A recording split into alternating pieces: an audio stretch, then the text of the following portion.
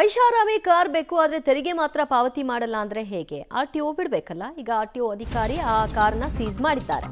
ಇದು 7.5 ಕೋಟಿ ಫೆರಾರಿ ಕಾರ್ನ ಕಥೆ. 1.25 ಕೋಟಿ ಟ್ಯಾಕ್ಸ್ ಬಾಕಿ ಉಳಿಸ್ಕೊಂಡಿದ್ದಾನೆ ಮಾಲೀಕ. ಲಾಲ್ಬಾಗ್ನಲ್ಲಿ ನಿನ್ನೆ ಈ ಟ್ಯಾಕ್ಸ್ ಪಾವತಿ ಮಾಡಿದ ಐಷಾರಾಮಿ ಕಾರ್ನ ಆರ್ಟಿಒ ಅಧಿಕಾರಿಗಳು ವಶಕ್ಕೆ ಪಡ್ಕೊಂಡಿದ್ದಾರೆ.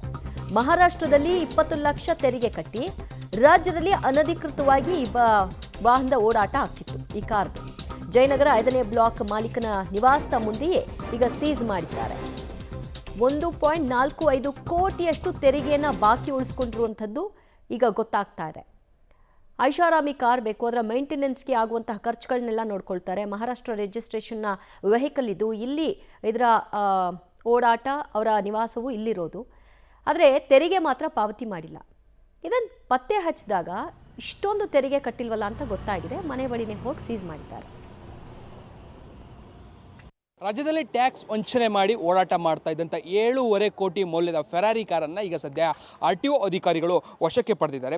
ಗಮನಿಸ್ತಾ ಇದ್ದೀರಿ, ಇದೇ ಕಾರು 2020 ಮಾಡೆಲ್ನ ಕಾರು 2023ರಲ್ಲಿ ಬೆಂಗಳೂರಿಗೆ ಬರುತ್ತೆ ಸೆಪ್ಟೆಂಬರ್ನಲ್ಲಿ.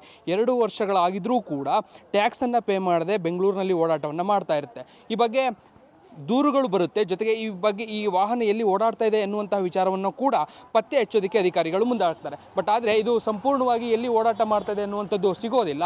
ಆ ಬಳಿಕ ಕೊನೆಗೆ ಅಧಿಕಾರಿಗಳಿಗೆ ಮಾಹಿತಿ ಬರುತ್ತೆ, ಲಾಲ್ಬಾಗ್ ಭಾಗದಲ್ಲಿ ಈ ವಾಹನ ಓಡಾಟ ಮಾಡ್ತಾ ಇದೆ ಅಂತೇಳಿ. ಗಮನಿಸ್ತಾ ಇದ್ದೀರಿ ಕಾರ್ನ ವಿಜುವಲ್ಸನ್ನು. 2 ಸೀಟರ್ ಕಾರು, 2 ಹೆಚ್ಚು ಕಡಿಮೆ ರೆಡ್ ಕಲರ್. RTO ಅಧಿಕಾರಿಗಳು ಕೂಡ ಈಗ ಸ್ಥಳಕ್ಕೆ ಬಂದಿದ್ದಾರೆ.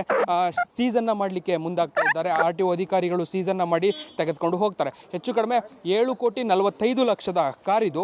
1.78 ಲಕ್ಷವನ್ನು ಟ್ಯಾಕ್ಸನ್ನು ಪೇ ಮಾಡಬೇಕಿತ್ತು. ಅದನ್ನು ಮಾಡದೆ ವಂಚನೆ ಮಾಡಿದ್ದಂಥ ಕಾರಣಕ್ಕಾಗಿ ಕಾರನ್ನು ಪತ್ತೆ ಹಚ್ಚೋದಕ್ಕೆ ಮುಂದಾಗಿದ್ದರು. ಸದ್ಯ ಈಗ ಕಾರು ಪತ್ತೆಯಾಗಿದೆ. ಪತ್ತೆಯಾದಂಥ ಬೆನ್ನಲ್ಲೇ ಅದರ ಏನಿತ್ತು ದಾಖಲೆಗಳೆಲ್ಲವನ್ನು ಕೂಡ ಪರಿಶೀಲನೆಯನ್ನು ಮಾಡಿ ಮಾಲೀಕರಿಗೆ ಅದರ ಸಂಪೂರ್ಣವಾದಂಥ ಡೀಟೇಲ್ಸ್ಗಳನ್ನು ನೀಡಿ ವಶಕ್ಕೆ ಪಡೆಯೋದಕ್ಕೆ ಮುಂದಾಗಿದ್ದಾರೆ. ವಶಕ್ಕೆ ಕೂಡ ಈಗಾಗಲೇ ಪಡೆದದನ್ನು ಗಾಡಿಯನ್ನು ಸೀಸ್ ಮಾಡ್ತಾ ಇದ್ದಾರೆ. ಯಾಕಂದರೆ ಬಹಳ ದೊಡ್ಡ ಪ್ರಮಾಣದ ಟ್ಯಾಕ್ಸನ್ನು ಪೇ ಮಾಡಬೇಕಿತ್ತು. ಮಹಾರಾಷ್ಟ್ರ ರಿಜಿಸ್ಟ್ರೇಷನ್ ಗಾಡಿ ಮಹಾರಾಷ್ಟ್ರ ರಿಜಿಸ್ಟ್ರೇಷನ್ನಲ್ಲಿ ಓಡಾಟವನ್ನು ಮಾಡ್ತಾ ಇತ್ತು. ಅಲ್ಲಿ 20 ಲಕ್ಷ ಟ್ಯಾಕ್ಸ್ ಏನಿತ್ತು ಅದನ್ನು ಪಾವತಿ ಮಾಡಿ ಆ ಬಳಿಕ ಇಲ್ಲಿಗೆ ಬಂದು ಕರ್ನಾಟಕದಲ್ಲಿ ಓಡಾಟವನ್ನು ಮಾಡ್ತಾಯಿತ್ತು. 2 ವರ್ಷಗಳಾಗಿದ್ದರೂ ಕೂಡ ಟ್ಯಾಕ್ಸನ್ನು ಪಾವತಿ ಮಾಡಿರಲಿಲ್ಲ. ವಂಚನೆ ಮಾಡಿದಂಥ ಆರೋಪ, ಜೊತೆಗೆ ಯಾರಿಗೂ ಗೊತ್ತಾಗದೇ ಇದ್ದ ಹಾಗೆ ವಂಚನೆ ಮಾಡಿ ಓಡಾಟವನ್ನು ಮಾಡ್ತಾ ಇದ್ದಂಥ ಕಾರಣಕ್ಕಾಗಿ ಸದ್ಯ ಈ ಕಾರನ್ನು ಸೀಸ್ ಮಾಡೋದ್ರ ಮುಖಾಂತರವಾಗಿ ಪೊಲೀಸರು ಮಾಲೀಕರಿಗೆ ನೋಟಿಸನ್ನು ಕೂಡ ಕೊಡ್ತಾ ಇದ್ದಾರೆ. ಕ್ಯಾಮ್ರಾ ಪರ್ಸನ್ ರವಿ ಜೊತೆ ರಾಘು ಮರಿಸ್ವಾಮಿ, ಪಬ್ಲಿಕ್ ಟಿವಿ, ಬೆಂಗಳೂರು.